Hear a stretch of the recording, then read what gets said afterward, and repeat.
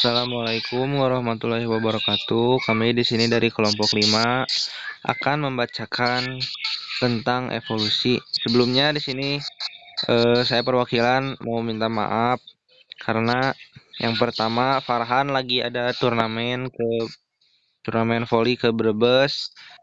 Yang kedua Andini tidak bisa ikut membaca karena share screen-nya nggak bisa ada suaranya. Jadi di sini akan membacakan cuman saya sama Noval. Yang pertama, pengertian evolusi. Evolusi adalah perubahan perlahan-lahan dalam waktu yang sangat lama. Waktu proses evolusi sangat lama, yaitu ratusan, ribuan, hingga jutaan tahun, berdasarkan objek yang mengalaminya. Evolusi dapat dibedakan menjadi evolusi kosmik atau evolusi universe, dan evolusi organik atau evolusi makhluk hidup. Evolusi kosmik merupakan perubahan yang terjadi pada lingkungan yang tidak hidup atau abiotik.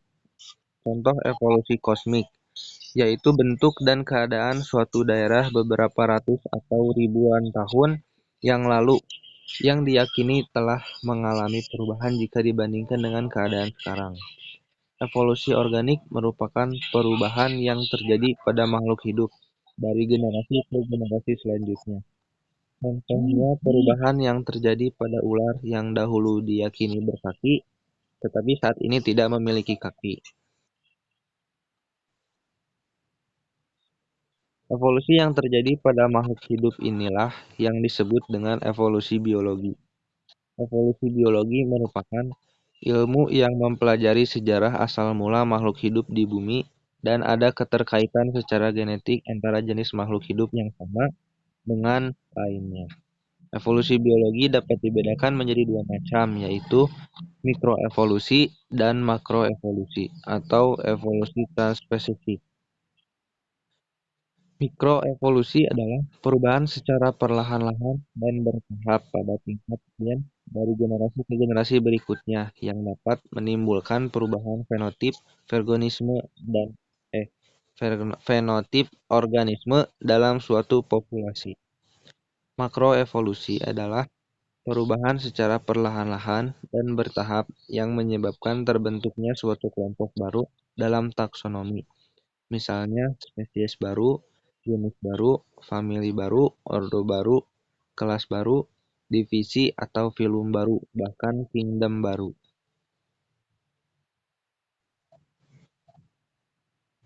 Evolusi dapat dibedakan menjadi dua macam, yaitu evolusi progresif dan evolusi regresif. Evolusi progresif adalah evolusi yang mengarah pada kemungkinan terbentuknya suatu spesies baru yang dapat bertahan hidup dan berkelanjutan. Contohnya evolusi manusia seperti pada gambar berikut. Next.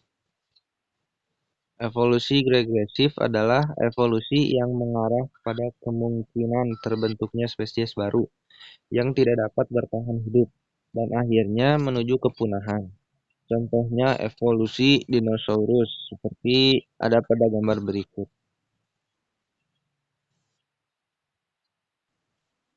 Berdasarkan jumlah spesies yang berevolusi dan yang dihasilkan, evolusi dapat dibedakan menjadi dua macam, yaitu evolusi divergensi dan evolusi konvergensi. Evolusi divergensi merupakan evolusi yang diawali dari satu spesies, kemudian menghasilkan banyak spesies baru. Contohnya evolusi burung finch di Kepulauan Galapagos. Contoh evolusi burung finch yang ada pada gambar berikut. Evolusi konvergensi merupakan evolusi yang diawali dan beberapa macam spesies kemudian mengalami penyusutan jumlah macam spesies. Contohnya evolusi reptil. Ada gambar berikut.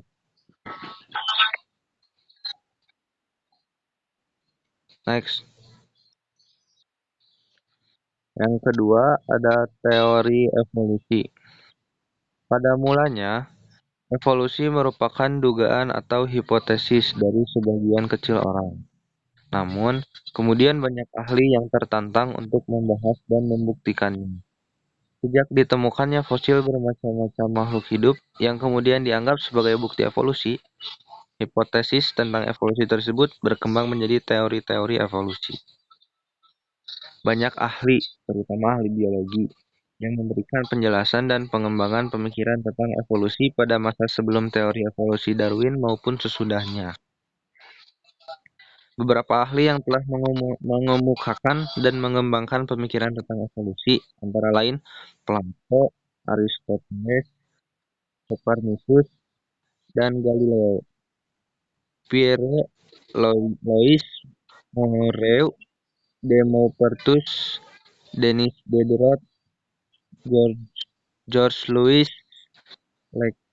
Leclerc, Comte de Buffon, Erasmus Darwin atau kakeknya Charles Robert Darwin, Jean-Baptiste Lamarck, Auguste Weismann, Baron George Cuvier, James Hutton, Charles Lyell, dan Charles Robert Darwin.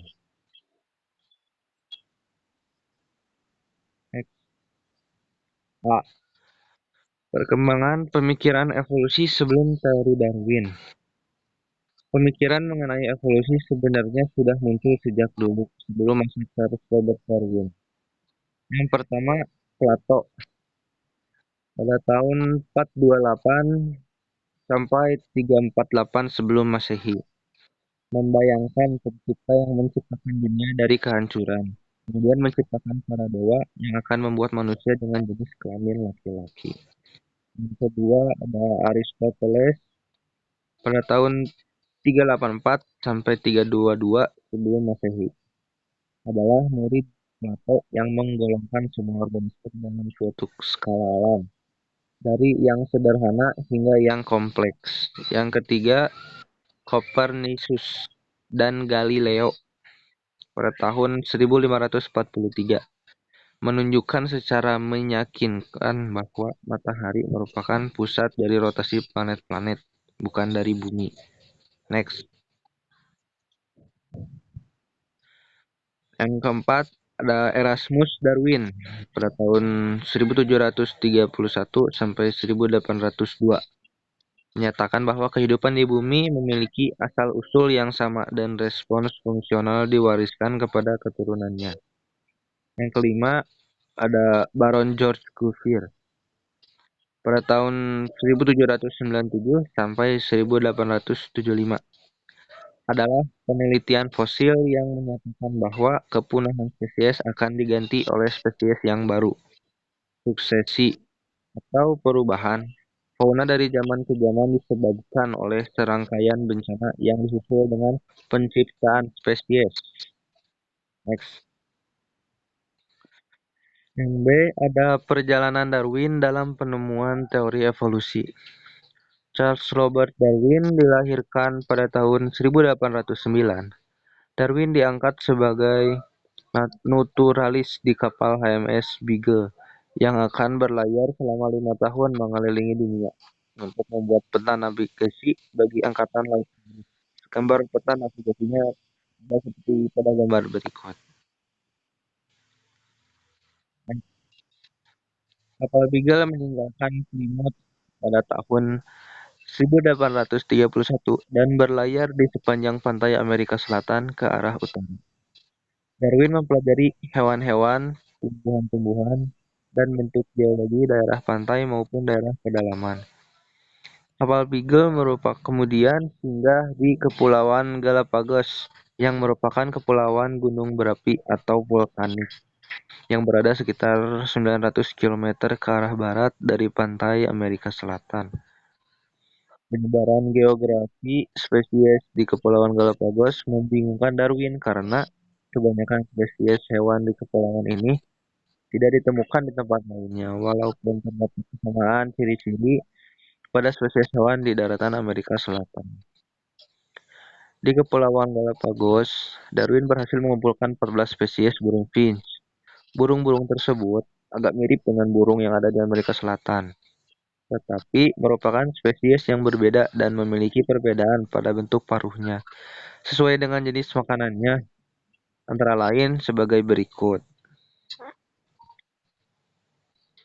Yang pertama ada Geospiza magnirostris adalah spesies finch yang hidup di tanah, yang mempunyai paruh yang besar untuk memecahkan biji. Yang kedua ada Camarbymbus parvus adalah spesies finch memakan serangga di pohon. Yang ketiga ada Camarbymbus paldus adalah spesies finch pemakai alat yang menggunakan duri kaktus atau ranting kecil untuk mengorek rayap atau serangga di dalam kayu. Menurut Darwin, burung-burung finch yang ditemukan di Kepulauan Galapagos sebenarnya berasal dari Amerika Selatan. Di Galapagos, burung-burung finch tersebut tersebar ke daerah-daerah yang berbeda kondisi lingkungannya. Daerah yang satu terpisah atau terisolasi dengan daerah lainnya atau terjadi isolasi geografi. Persebaran burung finch dari Amerika Selatan ke Pulauan Galapagos tersebut merupakan contoh peristiwa radiasi adaptif. Radiasi adaptif adalah peristiwa menyebarnya organisme dari suatu daerah ke daerah lainnya karena mampu beradaptasi dengan keadaan lingkungan daerah yang baru. Next. C. Teori evolusi Darwin, adaptasi dan seleksi alam. Pada tahun 1836, Darwin kembali ke Inggris, menyusun catatan pengamatannya, serta mencari penjelasan yang masuk akal mengenai keanekaragaman organisme dan penyebarannya. Darwin mempelajari buku-buku ilmu pengetahuan, antara lain An Essay on the Principle of Population oleh Thomas Robert Malthus atau ahli ekonomi dan kependudukan, menyatakan bahwa kenaikan jumlah penduduk jauh lebih tinggi daripada kenaikan jumlah makanan yang dibutuhkan. Kenaikan jumlah penduduk mengikuti deret ukur 2, 4, 8, 16. Sementara jumlah kenaikan makanan mengikuti deret hitung berurutan yaitu 1, 2, 3, 4. Peristiwa ini disebut dengan seleksi alam. Yang kedua, Principles of Geology oleh Charles Lyell atau ahli geologi, menyatakan bahwa batuan bumi, pulau-pulau, dan benua selalu mengalami perubahan. Di setiap lapisan batuan ditemukan sisa makhluk hidup yang berbeda. Darwin berhasil mencetuskan teori evolusinya yang sangat terkenal hingga sekarang dan mendapat julukan Bapak Evolusi. Teori evolusi Darwin tertuang dalam bukunya yang berjudul On the Origin of Species by Means of Natural Selection, yang menyatakan bahwa asal mula spesies yang terjadi melalui seleksi alam. Buku tersebut diterbitkan pada tahun 1859 yang berisi dua teori utama sebagai berikut. Yang pertama, ada spesies-spesies yang hidup sekarang berasal dari spesies-spesies yang hidup pada masa lalu. Yang kedua, evolusi terjadi karena seleksi alam atau evolusi adaptif. Darwin mengemukakan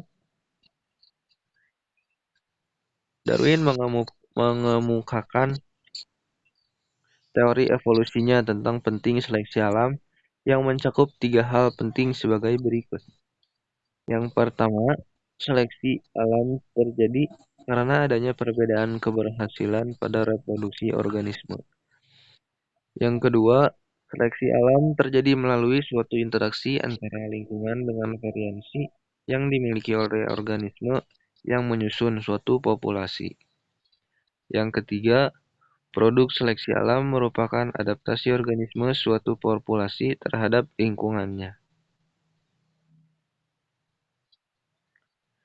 Yang ketiga, perbandingan teori Lamarck, Weismann, dan Darwin. Perbandingan teori Lamarck, Weismann, dan teori Darwin.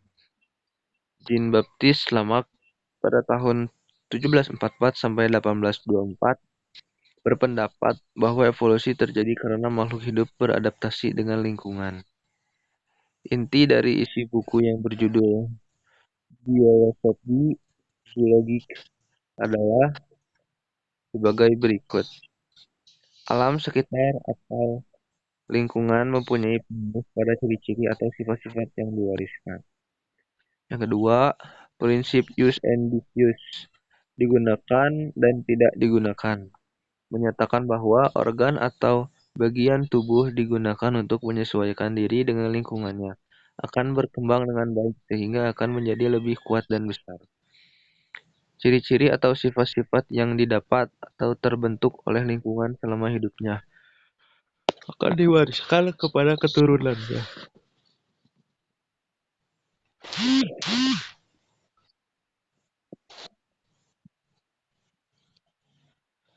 Lamarck menjelaskan tentang evolusi jerapah.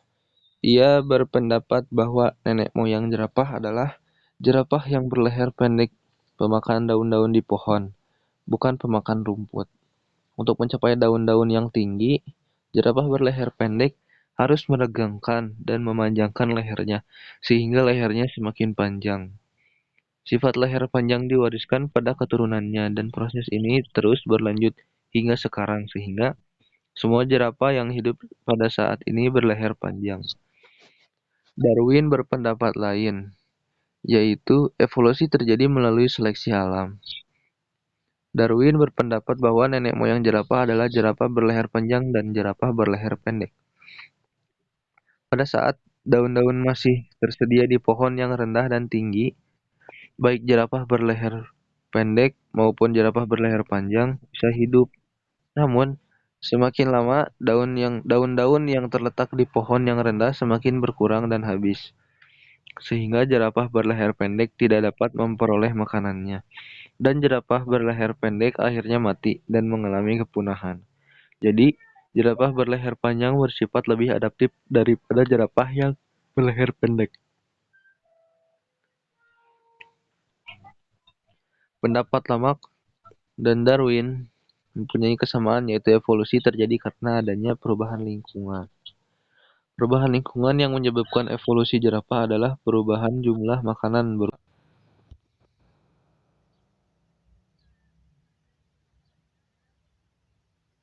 Evolusi regresif adalah evolusi yang mengarah pada kemungkinan terbentuknya spesies baru yang tidak dapat bertahan hidup dan akhirnya menuju kepunahan.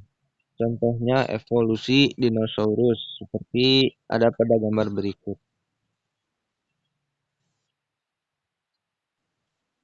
Berdasarkan jumlah spesies yang berevolusi dan yang dihasilkan, evolusi dapat dibedakan menjadi dua macam, yaitu evolusi divergensi dan evolusi konvergensi. Evolusi divergensi merupakan evolusi yang diawali dari satu spesies, kemudian menghasilkan banyak spesies baru. Contohnya evolusi burung finch di Kepulauan Galapagos. Contoh evolusi burung finch yang ada pada gambar berikut.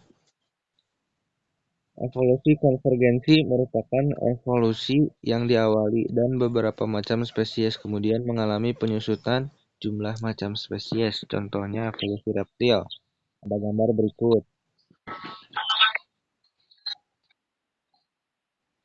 Next.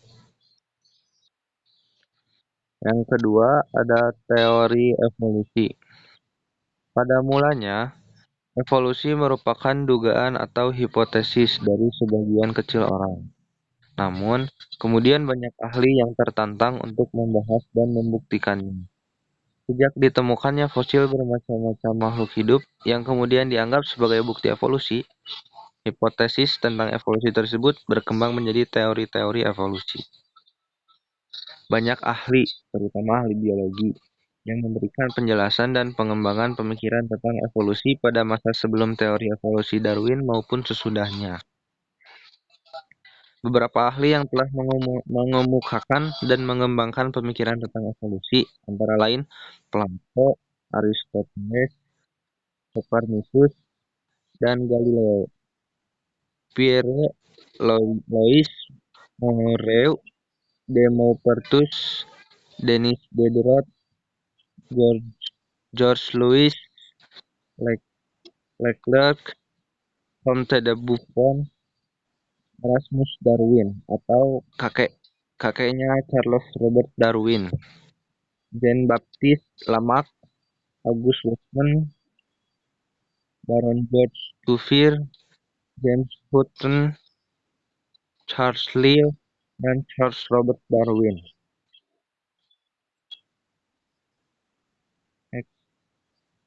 A. Perkembangan pemikiran evolusi sebelum teori Darwin.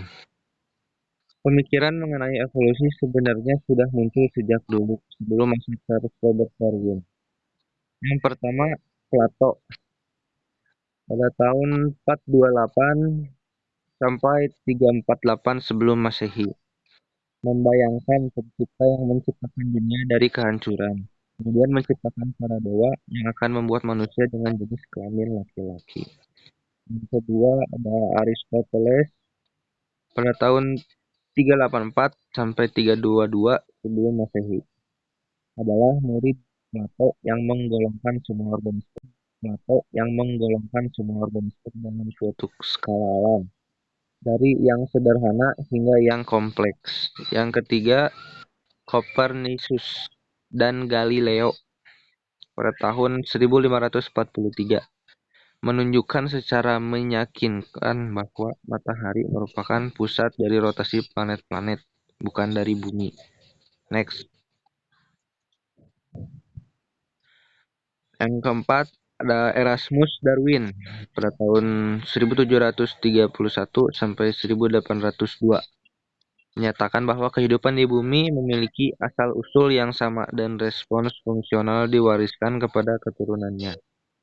Yang kelima ada Baron George Cuvier pada tahun 1797 sampai 1875, adalah penelitian fosil yang menyatakan bahwa kepunahan spesies akan diganti oleh spesies yang baru. Suksesi atau perubahan fauna dari zaman ke zaman disebabkan oleh serangkaian bencana yang disusul dengan penciptaan spesies. Next. Yang B ada perjalanan Darwin dalam penemuan teori evolusi. Charles Robert Darwin dilahirkan pada tahun 1809. Darwin diangkat sebagai naturalis di kapal HMS Beagle yang akan berlayar selama 5 tahun mengelilingi dunia untuk membuat peta navigasi bagi angkatan laut. Gambar peta navigasinya ada seperti pada gambar berikut. Kapal Beagle meninggalkan Plymouth pada tahun 1831 dan berlayar di sepanjang pantai Amerika Selatan ke arah utara. Darwin mempelajari hewan-hewan, tumbuhan-tumbuhan, dan bentuk geologi daerah pantai maupun daerah pedalaman. Kapal Beagle kemudian singgah di Kepulauan Galapagos, yang merupakan kepulauan gunung berapi atau vulkanik yang berada sekitar 900 km ke arah barat dari pantai Amerika Selatan. Penyebaran geografi spesies di Kepulauan Galapagos membingungkan Darwin karena kebanyakan spesies hewan di kepulauan ini tidak ditemukan di tempat lainnya, walaupun terdapat kesamaan ciri-ciri pada spesies hewan di daratan Amerika Selatan. Di Kepulauan Galapagos, Darwin berhasil mengumpulkan 14 spesies burung finch. Burung-burung tersebut agak mirip dengan burung yang ada di Amerika Selatan, tetapi merupakan spesies yang berbeda dan memiliki perbedaan pada bentuk paruhnya, sesuai dengan jenis makanannya, antara lain sebagai berikut. Yang pertama ada Geospiza magnirostris, adalah spesies finch yang hidup di tanah, yang mempunyai paruh yang besar untuk memecahkan biji. Yang kedua ada Camarbimbus carpus, adalah spesies finch memakan serangga di pohon. Yang ketiga ada Camarbimbus paldus, adalah spesies finch pemakai alat yang menggunakan duri kaktus atau ranting kecil untuk mengorek rayap atau serangga di dalam kayu. Menurut Darwin, Burung-burung finch yang ditemukan di Kepulauan Galapagos sebenarnya berasal dari Amerika Selatan. Di Galapagos, burung-burung finch tersebut tersebar ke daerah-daerah yang berbeda kondisi lingkungannya. Daerah yang satu terpisah atau terisolasi dengan daerah lainnya atau terjadi isolasi geografi. Persebaran burung finch dari Amerika Selatan ke Pulauan Galapagos tersebut merupakan contoh peristiwa radiasi adaptif. Radiasi adaptif adalah peristiwa menyebarnya organisme dari suatu daerah ke daerah lainnya karena mampu beradaptasi dengan keadaan lingkungan daerah yang baru. Next. C. Teori evolusi Darwin, adaptasi dan seleksi alam. Pada tahun 1836, Darwin kembali ke Inggris, menyusun catatan pengamatannya, serta mencari penjelasan yang masuk akal mengenai keanekaragaman organisme dan penyebarannya. Darwin mempelajari buku-buku ilmu pengetahuan, antara lain An Essay on the Principle of Population oleh Thomas Robert Malthus atau ahli ekonomi dan kependudukan, menyatakan bahwa kenaikan jumlah penduduk jauh lebih tinggi daripada kenaikan jumlah makanan yang dibutuhkan. Kenaikan jumlah penduduk mengikuti deret ukur 2, 4, 8, 16. Sementara jumlah kenaikan makanan mengikuti deret hitung berurutan yaitu 1, 2, 3, 4. Peristiwa ini disebut dengan seleksi alam. Yang kedua, Principles of Geology oleh Charles Lyell atau ahli geologi, menyatakan bahwa batuan bumi, pulau-pulau, dan benua selalu mengalami perubahan. Di setiap lapisan batuan ditemukan sisa makhluk hidup yang berbeda. Darwin berhasil mencetuskan teori evolusinya yang sangat terkenal hingga sekarang dan mendapat julukan Bapak Evolusi.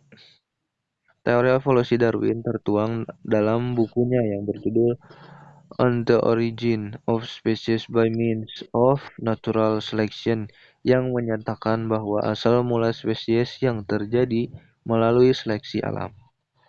Buku tersebut diterbitkan pada tahun 1859 yang berisi dua teori utama sebagai berikut. Yang pertama, ada spesies-spesies yang hidup sekarang berasal dari spesies-spesies yang hidup pada masa lalu.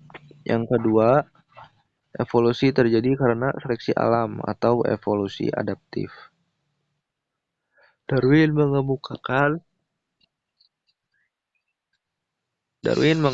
mengemukakan teori evolusinya tentang penting seleksi alam yang mencakup tiga hal penting sebagai berikut. Seleksi alam terjadi karena adanya perbedaan keberhasilan pada reproduksi organisme. Yang kedua, seleksi alam terjadi melalui suatu interaksi antara lingkungan dengan variasi yang dimiliki oleh organisme yang menyusun suatu populasi. Yang ketiga, produk seleksi alam merupakan adaptasi organisme suatu populasi terhadap lingkungannya. Yang ketiga, perbandingan teori Lamarck, Weismann, dan Darwin. Perbandingan teori Lamarck, Weismann, dan teori Darwin. Jean-Baptiste Lamarck pada tahun 1744 sampai 1824 berpendapat bahwa evolusi terjadi karena makhluk hidup beradaptasi dengan lingkungan.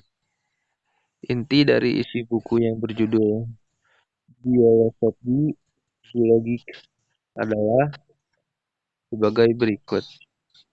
Alam sekitar atau lingkungan mempunyai pengaruh pada ciri-ciri atau sifat-sifat yang diwariskan. Yang kedua, prinsip use and disuse, digunakan dan tidak digunakan, menyatakan bahwa organ atau bagian tubuh digunakan untuk menyesuaikan diri dengan lingkungannya, akan berkembang dengan baik sehingga akan menjadi lebih kuat dan besar. Ciri-ciri atau sifat-sifat yang didapat atau terbentuk oleh lingkungan selama hidupnya. akan diwariskan kepada keturunannya.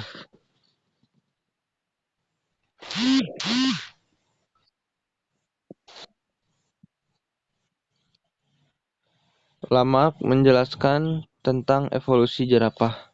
Ia berpendapat bahwa nenek moyang jerapah adalah jerapah yang berleher pendek, pemakan daun-daun di pohon, bukan pemakan rumput. Untuk mencapai daun-daun yang tinggi, jerapah berleher pendek harus meregangkan dan memanjangkan lehernya, sehingga lehernya semakin panjang. Sifat leher panjang diwariskan pada keturunannya, dan proses ini terus berlanjut hingga sekarang, sehingga semua jerapah yang hidup pada saat ini berleher panjang. Darwin berpendapat lain, yaitu evolusi terjadi melalui seleksi alam. Darwin berpendapat bahwa nenek moyang jerapah adalah jerapah berleher panjang dan jerapah berleher pendek. Pada saat daun-daun masih tersedia di pohon yang rendah dan tinggi, baik jerapah berleher pendek maupun jerapah berleher panjang bisa hidup. Namun, semakin lama daun-daun yang terletak di pohon yang rendah semakin berkurang dan habis, sehingga jerapah berleher pendek tidak dapat memperoleh makanannya, dan jerapah berleher pendek akhirnya mati dan mengalami kepunahan. Jadi, jerapah berleher panjang bersifat lebih adaptif daripada jerapah yang berleher pendek. Pendapat Lamarck dan Darwin mempunyai kesamaan, yaitu evolusi terjadi karena adanya perubahan lingkungan. Perubahan lingkungan yang menyebabkan evolusi jerapah adalah perubahan jumlah makanan.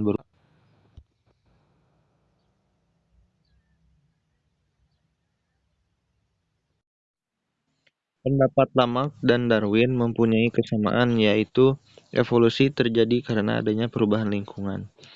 Perubahan lingkungan yang menyebabkan evolusi jerapah adalah perubahan jumlah makanan berupa daun-daun yang terletak di pohon yang rendah semakin berkurang dan habis.